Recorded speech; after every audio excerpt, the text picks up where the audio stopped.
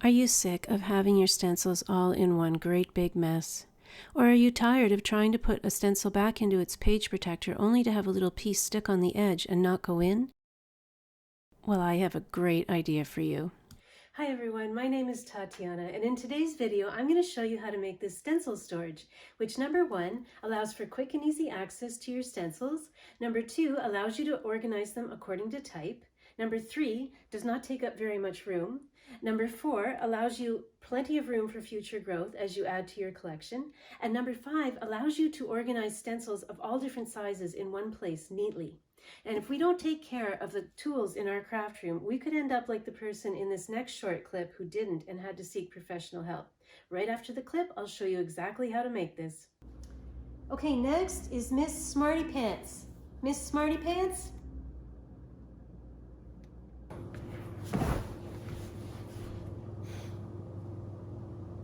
My name is Crafty Pants.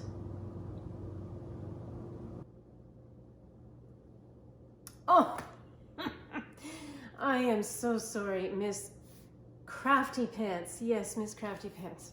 So sorry about that. So, Miss Pants, it says here that you're having some trouble organizing your craft room stencils and that it's causing you to feel very depressed. Is that correct? Yes. And you are also feeling as though you can't get anything done. Is that correct, Miss Pants? Yes. Oh, Miss Pants, there is no reason for you to be upset. That's why we're here at Organize Your Craft Room. When you have a mel of a hess, we take the stress. Have you heard of Tatiana, the slow crafter? She's just the person for you. No. Well, I think she would be great for you. As a matter of fact, she has a video out today all about how to organize your craft room stencils. Do you think that's something that would be good for you, Miss Pants? Yes. Well, fantastic. Let's play that video for you right now. For this project, you will need some black cardstock, some 8.5 by 11-inch page protectors, a craft knife, a magnetic mat and a magnetic ruler, a tab for tracing or a tab punch to create your own tabs, an IKEA Verriera bin, a Dymo labeler,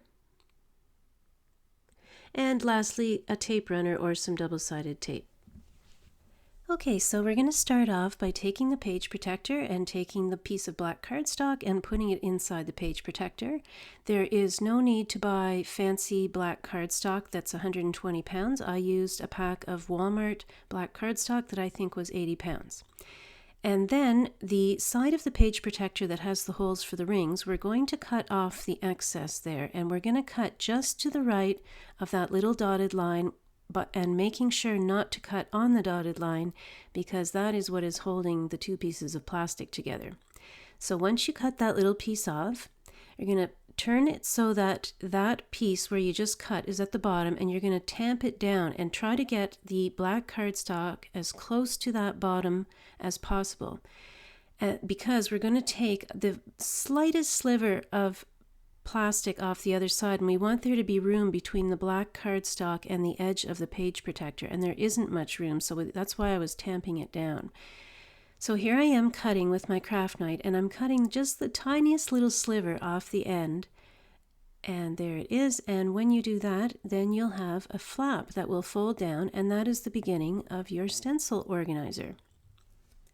So here I've got a 6x6 stencil. And all I'm going to do is put it on the black cardstock with a little bit of margin at the top and the right. And then I'm going to take my double-sided tape and I'm going to make an outline around the stencil. So there I am, just taking off the piece of tape. And then I'm going to do it again across the bottom. And what you're doing is forming a small box or a small little window for your stencil to sit in. Very simple. I'm using permanent double-sided tape. Then you remove the stencil, you take the page protector, and this is the trickiest part. You pull back the flap And the trickiest part is to get the cardstock in there and not have the plastic touch the adhesive before you want it to. So once you do put it in, you just press down on the adhesive and it makes the little pocket. And now I'm using temporary adhesive to keep the corner of the page protector in place so that it doesn't flap around in the box. And then I'm doing the same thing to the other side. And the nice part about this is that you can organize the packaging that came with the stencil. So here we have two stencils, and one of them is the type of stencil that would get caught if you were putting it in and out of a page protector, that web. I can just see that getting caught. So I put that at the outside of the page protector so that I can easily just pull the flap down and pull that right out without it snagging on anything. And if you'll notice, I chose for the other side, for the left-hand side, I chose a stencil that didn't have many openings and that I knew would be easy to just slide in. So you can see there's no hassle putting it in. And then once again, I'm going to take my repositionable tape and I'm just going to put it in the top right corner so that it just makes everything one piece and that piece is not flapping around. And then I'm just going to position those a little differently because I like them just a little further apart. Okay, so for this next one, they're a little bit smaller, and this time I have the stencil that has a lot of open space and that would be really difficult to get into a pocket. I have that on the left-hand side, and what I'm doing is I'm going to cut a little slice so that I can peel it back just like I can on the right hand side. So I'm putting the page protector over that little piece, that little cutting mat. I'm putting the cutting mat between the page protector and the black cardstock, cutting a vertical line, putting my stencils back in place just to position them to see where I want them to be, and then I'm going to take the double-sided tape and I'm going to create a little pocket for them just like I did with the other ones. So when we do this, after we remove the double-sided tape, then when we put it back into the page protector, there's going to be a little flap on the left-hand side, just like there is on the right-hand side. So once again, the trickiest part is getting that in there without it sticking to the page protector. And there you can see there's a little flap there and a little flap there.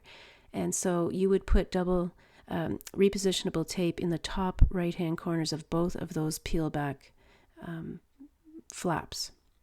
Now, here is another example of a type of stencil that you can organize. These are smaller. They're Moon Stencils by Tim Holtz. And once again, I'm putting the cutting mat between the page protector and the black cardstock. I'm going to slice a little flap for myself, just the length or the depth of that moon, and putting the moons back in place. And then I'm going to form the pocket with the tape. And then this page protector was actually big enough to put another stencil in. So this is where you can get creative with your stencils. There's probably room enough for 3 or 4 on this. Well, there is room for 3 because I'm going to show you how I put 3. But you could probably, if you had a really tiny little stencil, you could put it in the top left there too. So I'm pushing it all down so that it's all firmly in place. And then we've got our 2 little flaps. Put my tape so that it's neatly secured. And then I'm going to put my packaging in the back. But I also had this really long stencil. I don't know where I got this. I don't even know what it was for, actually. And so I just trimmed off the ends because I didn't feel like I needed the ends.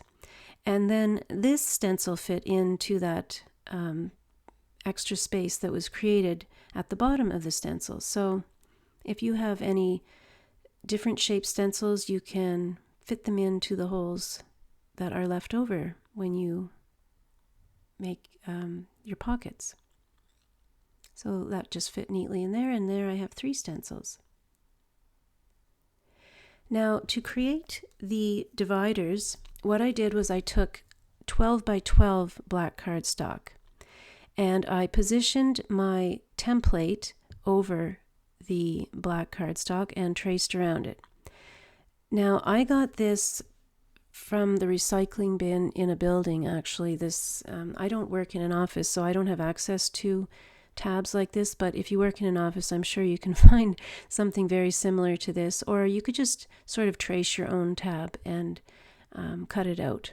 But so I've just traced it with a pencil, and you can either just cut it with your scissors, or in this case I'm using my trimmer just to cut the straight lines, and then I didn't even bother with the top of the tab. I'm just going to cut it out with my scissors, and there you have one divider. Now you'll want many dividers. Well, I don't know how many you'd like, but it's up to you. I have about half a dozen at the moment, and as my collection grows, I might make more. But what I did was I took the time to write down what I thought I might like my headings to be. And, you know, it's good to do this because some of the headings were too long and they didn't fit, and it gives you an idea of how you might want to organize them. Do you want to organize them by shape or manufacturer? Or in this case, I did a little bit of both. So I'm using this Dymo, and this Dymo actually, I didn't realize, but the letter I doesn't work. When you squeeze the I, it doesn't come out. So I had to get a little creative. I couldn't put Dina Wakely, I had to put D Wakely, and I couldn't put Tim Holtz, I had to put T Holtz. So anyway, it doesn't make much of a difference. I can still read them. But then you just peel and trim it to the right size, and there you have the heading.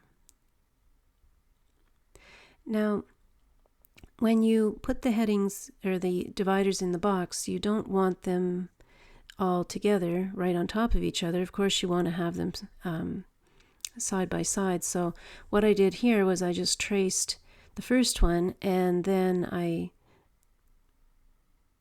traced around where I wanted the second index tab to be. And then I'm just going to cut on that line. And then you can just do that for the rest of the dividers. And once again, I'm putting it into my trimmer and cutting the vertical lines.